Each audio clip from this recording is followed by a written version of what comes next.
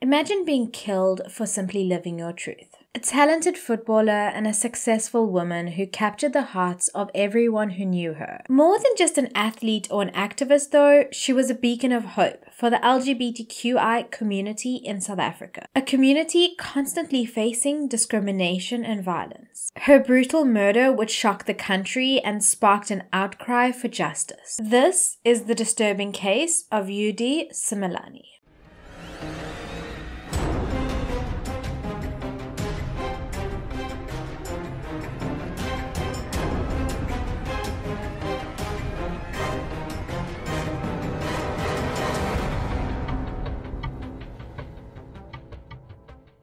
Hello and welcome back to Murder Mayhem South African True Crime with me, your host, Bella Monsoon. If you haven't watched my last episode about the tragic Sizzler's mass murder, I will link it in a card up above. And as I mentioned in my last episode, this month, to celebrate Pride Month, I'm amplifying the voices and narratives of victims belonging to the LGBTQI+ community. And for those of you who are new here, let me introduce myself. For the loyal Ballaboos who are returning, you can skip ahead using the timestamp on screen. So here it is in a nutshell. I'm a mental health professional who just so happens to be obsessed with makeup, true crime, and uncovering the motives that drive people to do what they do. My intimate knowledge and experience within the field thus led me to create the first trauma-informed South African true crime series. Every week, I thus post a brand new video looking at a real-life crime from a psychological viewpoint. During these episodes, I also try to share psychological knowledge and concepts that you may or may not be aware of in an easy to understand format. So if all of that sounds like something that is right up your alley, then please do consider subscribing and joining the Ballaboo family. But if you're more a fan of podcasts, no worries, I got you covered. You can find me for my sister podcast, Murder Mayhem South African True Crime, available on all major streaming channels. Just a quick disclaimer for today's episode. Today's narrative contains material citing murder and assault. The purpose of this video is to shed further light on the heinous crime that was committed while spreading awareness about the psychological nature of the narrative. This episode has been thoroughly researched by myself and includes, where available, real-life accounts, video and footage of individuals involved directly in the case. So, let's get into it. Eudy Simelane was born on the 11th of March 1977 to Mali and Kotso Simelane. Her mother had chosen both her name and middle name after reading a book where the female character was strong-willed, inspiring, and persevering, and just so happened to be named Eudy. Another character that she admired within the book was also named Immaculate, and so the decision was made. Eudy would live and grow up in KwaThema with her older brother, Bafana, her parents, and her grandmother, Gogo. KwaThema is a township that was created in 1951 southwest of Springs on the East Rand in Gauteng. The township was established by the apartheid government when African individuals were forcibly removed from Payenville due to the fact that the location was too close to a white town. Unfortunately, the social development of the township never really emerged, with basic service delivery still sometimes not occurring even to this day. As a child growing up, Eudy first found her interest and love of football when she was only 4 years old. She would demand that her brother, whom she called Bafo, take her to practice with him, even though football was definitely not a sport at the time that was being played by women, let alone girls. But Eudy would not take no for an answer. She would later tell her Gogo, and I quote, "My soul is liberated when I play. It makes me happy." End quote. She indeed lived up to her name, and she was an incredibly determined child, with her mother knowing from an early age that her daughter was special. Compared to other young girls though, Eudy never played with dolls or even wore dresses. I mean, her school even called her mother one day complaining that Eudy did not want to wear the girls' school uniform, and they were confused as to whether she was a girl or a boy. And even though religion was a vital component of their lives, her parents did not hold any prejudices against any particular community. Eudy always had their full support. After that incident, her mother had told her, and I quote, "As long as you respect other people, go to school and behave yourself, you can dress however you like." End quote. And Eudy, with that support and love, was able to thrive and express her truth. At the age of 12, she would disclose her sexuality to her mother and ask if she would still love her, to which her mother had responded, "Of course I still love you." And soon, the whole country would love her too. She would also go on to be one of the first openly lesbian, well-known women in South Africa. As days turned into months, her dedication led to her skills improving and her passions growing. This meant early wake-ups before sunrise to be at the gym to ensure she would be honing her skills and increasing her fitness level. Before long, she would join her local female soccer team, Kwatema Ladies. She would start off as a goalkeeper, but later she would be nicknamed Styles, due to her being a left-footed midfielder. And soon she would be invited to play for the South African female soccer team, Banyana Banyana, which literally means the girls. As she grew in not only her skill but also popularity, she began to use her platform to further educate others about the LGBTQI+ community, aiding to create positive dialogue and lower the spread of misinformation. Her career soared as the teams she was in would win many tournaments, and she began to be known on a global scale. And as the days led up to what would ultimately be her tragic demise, Eudy was at the peak of her life, enjoying every moment. She was also studying to become a referee with the goal of being part of the 2010 World Cup, which was set to be held in South Africa.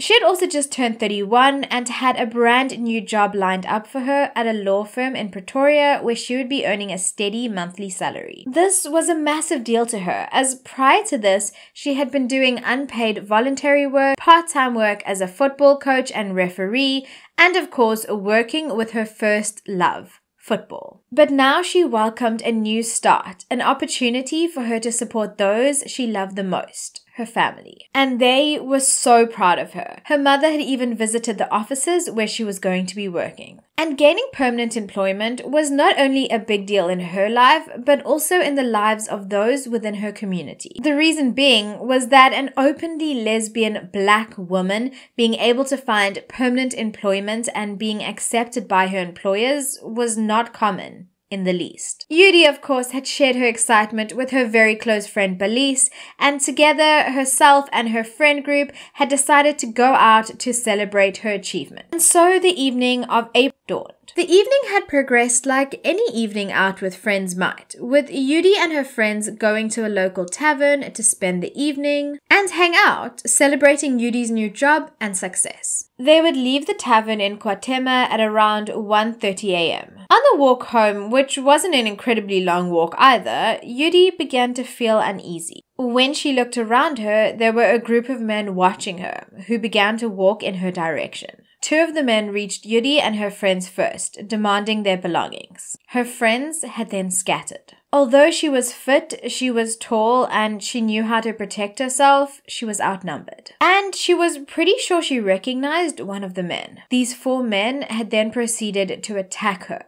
stab her, and drag her to a nearby ditch. And there, in the darkness of the night, she would be ganged. Eudy had screamed as her jeans, her leather coat, and her boots were ripped from her. And even though there were homes in the surrounding areas and occupants who heard her cries, no one came to help nor assist. Left naked to succumb to her wounds, her phone, watch, and even soccer trainers were stolen. And so, lying in a ditch in the middle of a field near a stream, Eudy's body would be discovered the next day. That very morning, her brother would receive a call from the neighbors, asking him to come and see them. He wasn't home at that moment, but he got in a taxi and he made the journey back. On the way, the taxi had passed an open field where a large group of individuals were gathered. He had wondered for a brief moment what the commotion was about, not knowing that it was his sister's body that was lying there. He was then told by the neighbor to go to the police station where his mother was waiting. What had happened that morning was that the police had come to her door, but she had been out. They had then left a message with her neighbors, who had gotten hold of her and then brought her to the police station. Although she was not a fan of police stations in the least, the neighbors had told her that Bafana was in trouble, and thus she had made her way inside. There, the heartbreaking news would be told to her, and she would pass it on to Bafana when he arrived. The family were distraught. Her mother was inconsolable. At the scene of the murder, Mali could not bring herself to see her daughter in that way. Bafana, on the other hand, although overcome with emotion, began to scoop the blood on the ground with his hands and consume it. As he did, he told the people surrounding him that those who committed the crime would be found. One by one, but they would be found. And as he swallowed the blood, he said, and I quote, "This is my blood. I will not leave it here. I'm taking it with me, inside of me."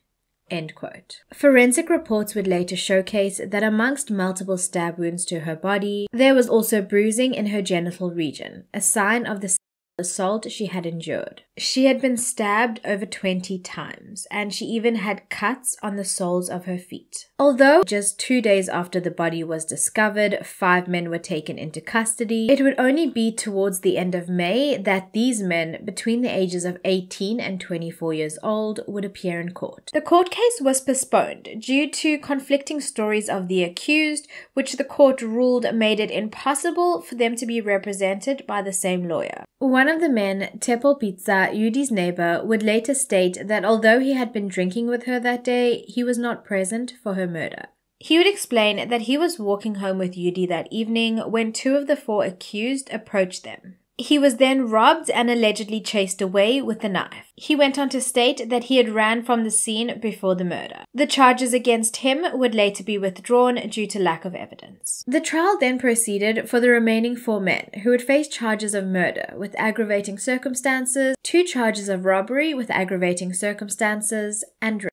After multiple postponements, the trial would begin in February of 2009. The accused, Kumbulani Magagula, Johannes Machnangu, and Themba Mvubu were finally named as they pleaded not guilty to all of the charges laid before them. And what about the 4th man, you may ask? Well, he actually confessed to the crime and pleaded guilty. He also had a prior conviction of theft and assault. With an air of complete calm that unnerved many, 24-year-old Tato Petrus Mpiti recounted his version of events regarding the murder. He stated how himself and the other accused had bumped into Eudy and attempted to rob her. However, she had then apparently recognized Themba, and it was at this point that the men had decided to kill her, as they did not want to be arrested. When asked why he pled guilty, he would state, and I quote, "I felt bad and ashamed about what I did.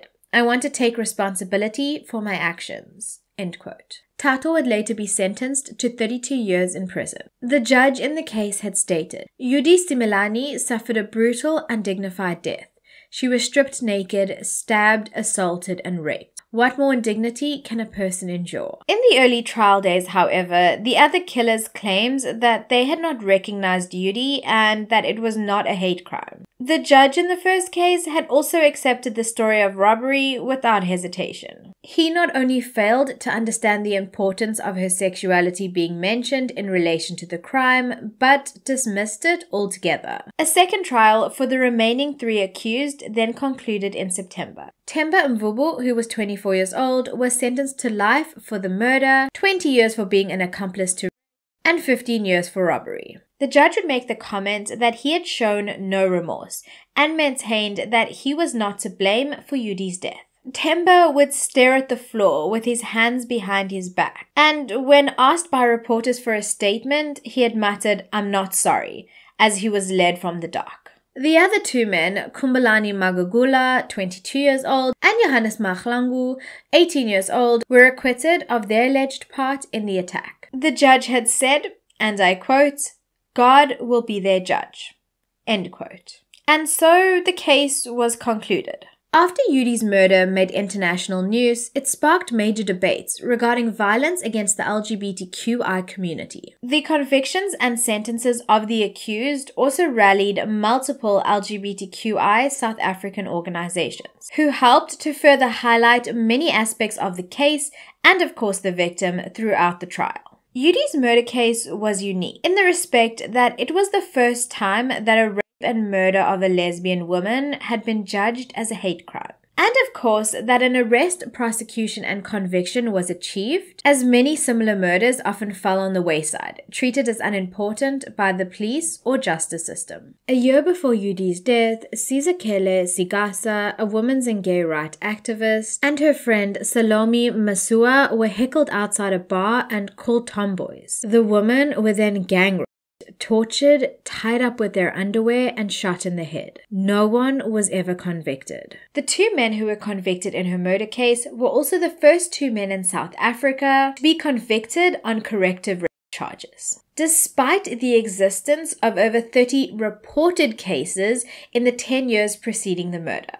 So, for those of you who are not aware of the concept of corrective rape, let me explain. The concept as it relates in this case is backed by the notion that raping a lesbian woman will cure her of her non-conforming sexuality. A lesbian woman who was later interviewed for a documentary and news piece would state, and I quote, "We get insults every day, beatings if we walk alone. You are constantly reminded that you deserve to be raped. They yell, 'If I rape you, then you will go straight. You will buy skirts and start to cook because you will have learned how to be a real woman.'" End quote. Eudy's best friend would later state that the local men feel as they, the lesbian woman, provoke them, and they claim these women are also trying to take their girls from them. This established and disturbingly homophobic practice has been existing predominantly within black townships around South Africa for years. But where did it begin and why does it prevail? The roots of corrective rape can be traced back to deeply ingrained societal prejudices and biases against individuals who do not conform to traditional gender and sexual norms. Corrective rape is thus an extreme manifestation of this discrimination, as the intent is to right the wrongs. Thus, the perpetrators believe that they are not only well within their rights to enact this action, but also often hold strong beliefs that are rooted in homophobia, transphobia, and misogyny. These acts are therefore seen to be a form of punishment or retribution for the victim's perceived deviation from societal norms. Ultimately, the roots lie in a complex web of cultural, social, and psychological factors. Within South African culture in particular, homosexuality is seen as being un-Christian, un-African, and to many an insult to culture and traditional values. For this reason in societies, individuals identifying as being part of the LGBTQIA+ community are often stigmatized, discriminated against, and subjected to violence and harassment. These individuals are seen as immoral or unnatural. This worldview exists within many environments, from schools and homes to workplaces, health, religious institutions, and of course, the judicial system. In a country where as a woman you have a higher chance of being raped than finding a job, where a girl born today is more likely to be assaulted than she is to learn how to read, and where violence against women is commonplace, queer women face an even larger risk. Although all women in South Africa are vulnerable to violence, particularly gender-based violence, there is a correlation between increased poverty and increased vulnerability. Many people of color, as a result of historical segregation, find themselves in situations where they have a far more limited access to resources. This heightens the risk of attack, which is only magnified within cultures that are deeply homophobic and in which sexual violence is seen as a weapon. Within many areas where the practice of corrective is rife, poverty, crammed settlements, unemployed and disenfranchised men, and substance abuse is commonplace. Within the minds of men who have grown up with a deeply ingrained patriarchal viewpoint, lesbianism is seen as a threat to male dominance and power. As I've illustrated, this issue is deeply rooted in multiple sectors of society and thus requires a multifaceted approach. This means bold leadership, acceptance, and tolerance, as well as concerted efforts in order to bring about large-scale transformative change. And of course, it needs to come from the top. I mean, we're in a country where in 2006, the soon-to-be President Jacob Zuma, who, mind you, would later go on trial for rape charges, had the cheek to condemn gay marriage, stating that it was, and I quote, a disgrace to the nation. End quote. And those words were coming from a man who represented a country who has been at the forefront of same-sex rights, becoming the first African country to decriminalize same-sex acts in 1998, as well as the fifth in the world to legalize same-sex marriage in 2006. But unfortunately, our constitution, although existing, means absolutely nothing to those who wish to continue enacting harm upon others. A quarter of men interviewed in a study conducted by the Medical Research Council in the Eastern Cape would state that they had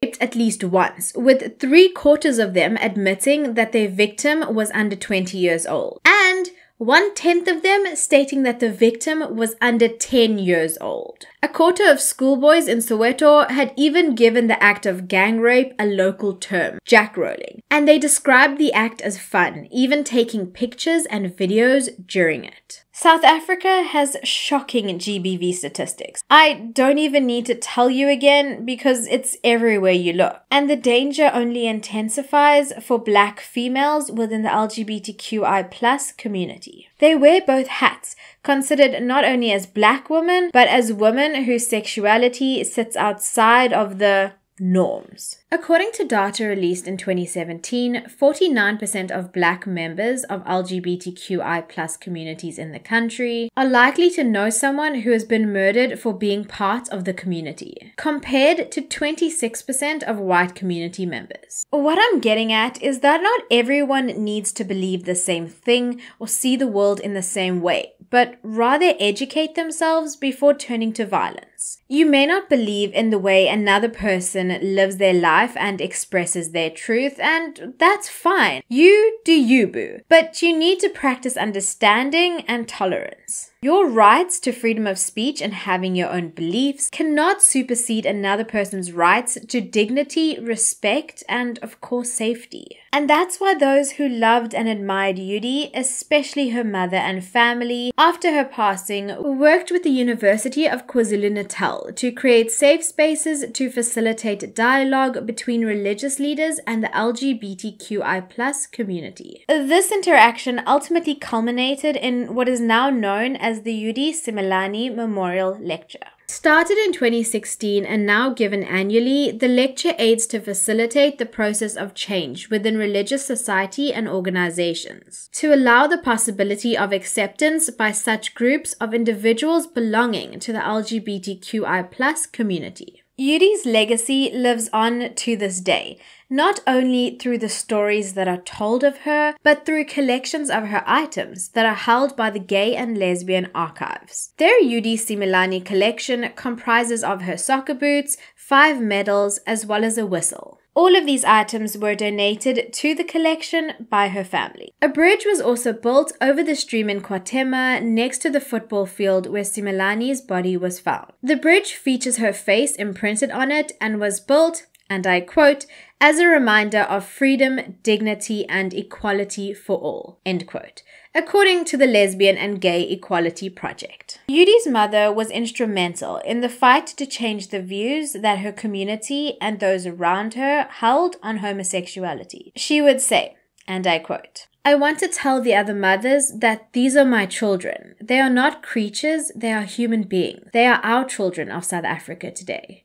End quote. Coming from a Methodist faith, she used that to connect with others, local pastors, churches, and congregations. She remained committed to fighting prejudice in all forms, right up until her death in 2019. Eudy was a brave, kind, inspiring, and talented soul, and her loss is felt even to this day. Although her life was taken too soon, she inspired countless others with her bravery, perseverance, and unwavering commitment to equality for all. She lived her truth fiercely and proudly. Today, we can honor her memory by continuing to fight against hate and intolerance in all forms. Let Eudy and her story serve as a reminder that the only path to a better world is together, united.